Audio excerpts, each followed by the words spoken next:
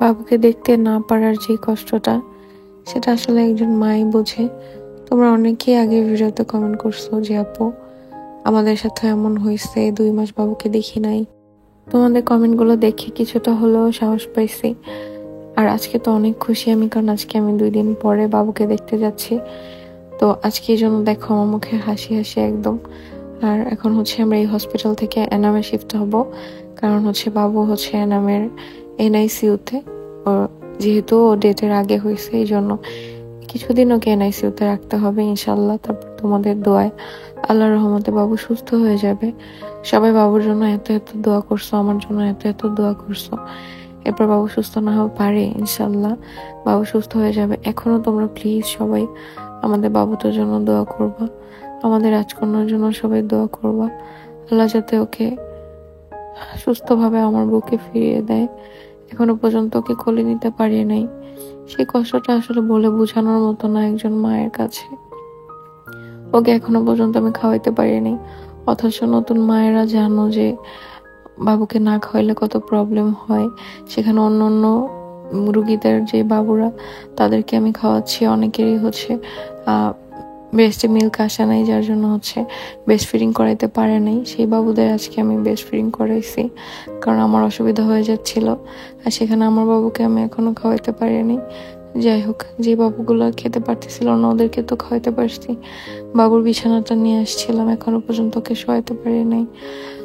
যাই হোক, তো এখন আমরা এখান থেকে সবকিছু গোছগাছ করে চলে যাব এনামে। তো এই জন্য আমার অনেকটা ভালো লাগতেছে। এই কয়েকদিন একটা সিজারের পেশেন্ট জানো যে আসলে মনে কষ্ট থাকলেও সেই কষ্ট নিয়েও যে কিভাবে থাকতে হয়, কারণ কান্না করা যায় না। কান্না করতে গেলে যে কি পরিমাণ ব্যথা, কি পরিমাণ কষ্ট, সেটা আসলে যাদের সি সেকশন হয়েছে তারাই বুঝবা। এখন পর্যন্ত মন খুলে আমি একটু কান্নাও করতে পারি নাই, যে আমি বাবুকে এখনো ধরতে পারি নাই, দেখতে পারি নাই। আসলে আমি জানি না তোমরা যারা যারা কমেন্ট করছো যে 3 মাস 2 মাস বাবুদের দেখো নাই, তারা কিভাবে পারছো। আর এই কমেন্টগুলোর কথা সব ইরফান, তারপর সামি, ওরা আমাকে বলছে যে মামি এরকম অনেকেরই হয়, ভেঙে পড়ার কিছু নাই। আর অনেকে আমাকে ইনবক্স করতেছো। আসলে আমার ফোন আমার কাছে থাকে না, আমার ফোন নিয়ে থাকার মতো সময় আমার নাই। আমি নিজেও অনেকটা অসুস্থ। এর মধ্যে বাবুর জন্য মনটা সবসময় খারাপ থাকে, ফোন হাতে নিতে ইচ্ছা করে না। তো ওরা বলছে, অনেকে আমাকে ইনবক্স করছো, তো যার জন্য আমি রিপ্লাই দিতে পারি নাই। ইনশাল্লাহ সুস্থ হোক আমার বাবুটা, সবার সাথে আমি কথা বলবো, সবাই দোয়া করো। আর এখন আমরা সবকিছু নিয়ে বের হব। দেখো কত 2 দিন এখানে থাকছি, 2 দিনের জন্য এখানে কত কিছু আনা হয়েছে, যা যা আমাদের প্রয়োজনের সবকিছুই নিয়ে আসছি। যেহেতু আমাদের গাড়িতে সবকিছু একে একে আনা হয়েছে, আনতে আনতে এত কিছু হয়ে গেছে, কারণ থাকার জন্য একটা কমফোর্ট জোন দরকার আছে, বালিশ টালিশ সবকিছু। আর যেহেতু এতদিন 2টা হসপিটালে মিলাই থাকতে হয়েছে, তোমাদের ভাইয়া সামি ইরফান ওরা ছিল এনামে বাবুর কাছে তো থাকতে হয় না, কারণ এনআইসিউতে, বাট ওইখানে সবসময় থাকতে হয়। তারা কখন ডাক দেয়, তারা 2 বেলা করে বাবুকে দেখতে দেয়, সকালে আর রাতে। এছাড়াও এমার্জেন্সি কিছু প্রয়োজন হইতে পারে, এই জন্য সবসময় এখানে মানুষ থাকতে হয়। আর এদিকে আমার কাছে ছিল আমার আম্মু, আর বাসায় ছিল আপা ভাইয়া আখির কাছে। যেহেতু আখিও অসুস্থ, এখানে আসতে পারতেছে না, কারণ বাবুই এখানে নাই, এসে কি করবে, তার মধ্যে আবার এত দৌড়ে এত ঝামেলা, সবার মন মানসিকতাই ঠিক নেই, এসে কি করবে। আর ওরও যেহেতু এখন 5 মাসের মতো চলতেছে, যার জন্য একটু অসুস্থ, আর তার জন্য মধ্যে ওরও তো মন খারাপ, আমাদের সবারই মোটামুটি মন খারাপ। তো এখন যাব আমরা বের হয়ে। তো খুব বেশি এক্সাইটেড ছিলাম যে বাবুকে দেখবো, কিন্তু সবাই আমাকে বলতেছে আম্মু যেহেতু ওকে এনআইসিউতে যে দেখছে, তোমাদের ভাইয়া দেখছে, আমি এখনো দেখি নাই, যে আমি যাতে দেখে ভেঙে না পড়ি, সেই জন্য সবাই আমাকে বোঝাচ্ছে।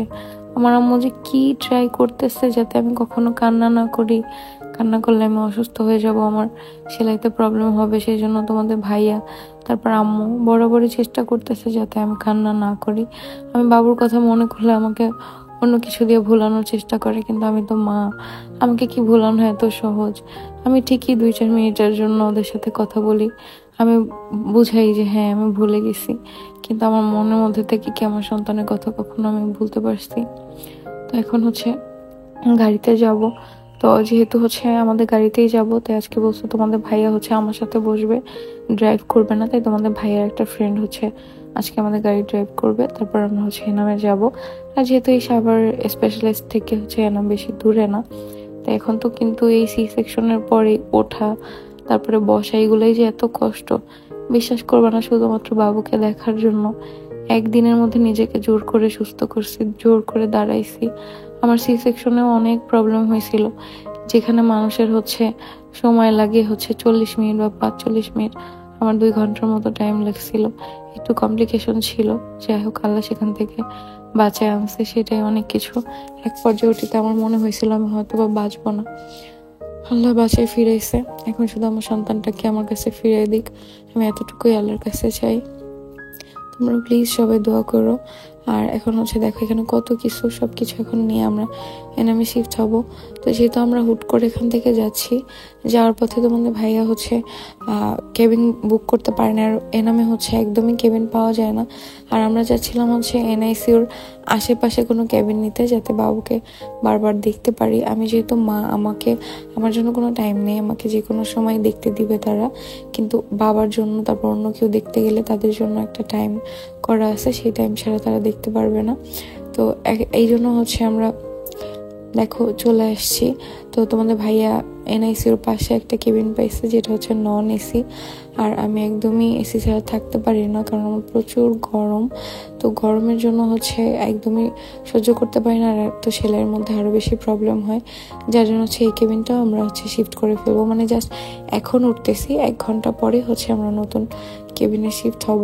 তো এই যে সি সেকশন নিয়ে ওঠা নামা করা যে কি কষ্ট আসলে যাদের হয়েছে তারাই একমাত্র জানবা, তারাই বুঝবা এই পেইনটা। অনেকেই বলে যে হচ্ছে সি সেকশনে কোনো প্রবলেম নাই, মা হতে গেলে নর্মাল ডেলিভারিতেই কষ্ট। ভাই, মা হওয়াই কষ্ট, তুমি নর্মাল ডেলিভারি হোক তোমার আর সি সেকশন হোক, যেটাই হোক না কেন সেটাই তোমার কষ্ট হবে। মা হওয়া এত সহজ না, মুরব্বীরা এমনি এমনি বলে না। তো তুমি যেটাই করো তোমার সেটাই কষ্ট সহ্য করে সন্তানের মুখ দেখতে হবে। কিন্তু আমার কষ্ট একটাই, আমি এত কষ্ট করেও আমার সন্তানের মুখটা আমি 2 দিন পরে দেখছি, কিন্তু আমি ধরতে পারি নাই, ছুঁতে পারি নাই, একটু আদর করতে পারি নাই, ওকে এখনো খাওয়াইতে পারি নাই। তো সবাই একটু প্লিজ দোয়া করো, আমি বারবার বলতেছি সবাই একটু দোয়া করো। আর আমার আম্মু, আসলে মা ছাড়া মা হওয়া অনেক কঠিন। এত যত্ন করতেছে আমার আম্মু আমাকে, বিশ্বাস করবা না, আমি জানি না আমার আম্মু, আমার হাজবেন্ড এরকম আমাকে কখনো কেউ যত্ন অন্য কেউ করবে কিনা। তারপর এই যে সামি, ইরফানকে দেখতেছো, ওরা প্রত্যেকটা মানুষ এত কেয়ারিং, সবাই আমার এত টেক কেয়ার করছে। আলহামদুলিল্লাহ, আলহামদুলিল্লাহ যে আমি এরকম ফ্যামিলিকে পাশে পাইছি। আর আমার মা এত কষ্ট করছে, আমার আম্মুর কিন্তু ডায়াবেটিক্স, সেটা নিয়েও আমার আম্মু টানা। এই যে সি সেকশনের পর থেকে রাত জাগা, প্রতিদিন প্রতিটা রাত জাগা। আসলে মা মাই হয়, মায়ের মতো কেউ হয় না, মায়ের তুলনা শুধু মা, মা ছাড়া আর কারোর সাথে মায়ের তুলনা করা যাবে না। মায়ের ভালোবাসাটা সম্পূর্ণ আলাদা। কিভাবে বোঝা যায় যে কখন আমার কি খেতে হবে, কখন আমার কি লাগবে। তো এই যে এনআইসিউর সামনে থেকে আমরা কেবিনে যাচ্ছিলাম, তখন হচ্ছে দেখে গেছি, তোমাদের ভাই বলতেছে যে দেখো এখানে তোমার বাবু আছে, তুমি একটু পরে এসে দেখতে পারবা। তো এই জন্য এখানে হাসতেছিলাম যে আমি আসছি বাবু তোমার কাছে, একটু পরে আসবো। তো তোমাদের ভাইয়া বলতেছে একটু রেস্ট নিয়ে নাও, যেহেতু আসলাম মাত্র, তারপর হচ্ছে বাবুকে দেখতে যাবা। আমার তো মন মানতেছে না, কিন্তু তারপরও যেহেতু নিজের শরীরের দিকেও খেয়াল রাখতে হবে, সে তো বলছে ঠিক আছে তাহলে 5টা মিনিট একটু রেস্ট নিয়ে তারপর হচ্ছে যাই। আর যেহেতু হচ্ছে এখন ডক্টরও নাই ভিতরে, তো আমি হচ্ছে ডক্টরের সাথে সরাসরি কথা বলবো, যার জন্য আর একটু পরেই যেতে হবে। তো এখন হচ্ছে রেস্ট করব, আর ঘন্টাখানিক পরে হচ্ছে আমাদের জন্য এসি কেবিন হচ্ছে ম্যানেজ হয়ে যাবে, দেন আমরা ওইটা শিফট হয়ে যাব। আর এই কেবিনে এত গরম ছিল যেটা বলার মতো না, যেটার মধ্যে মানে সুস্থ মানুষ থাকলে অসুস্থ হয়ে যাবে, এরকম একটা বিষয়। তো সবাই হচ্ছে পরবর্তী ব্লগের জন্য অপেক্ষা করো, আমি বাবুকে দেখতে পারবো, সেই আনন্দটা তোমাদের সাথে অবশ্যই শেয়ার করব। সবাই আমাদের জন্য দোয়া করো। আর হচ্ছে এই যে ভয়েস ওভার আমি দিছি দেখে যে আপলোডও আমি দিব সেটা না, আমার কাছে এডিট করে জাস্ট ইরফান আমার সামনে ধরে রাখে, আমি জাস্ট তোমাদের সাথে আমার মনের কথাগুলো শেয়ার করি, আমার মনে কি কি চলতেছে সেগুলো শেয়ার করি, কারণ তোমরা সবাই আমাদের নিয়ে অনেক চিন্তিত থাকো। তো সবাই আমাদের জন্য শুধু দোয়া করো, আর কিচ্ছু চাই না তোমাদের কাছে। শুধু দোয়া করে আমাদের পাশে থাকবা, আমাদের জন্য, আমাদের বাবুটার জন্য দোয়া করবা।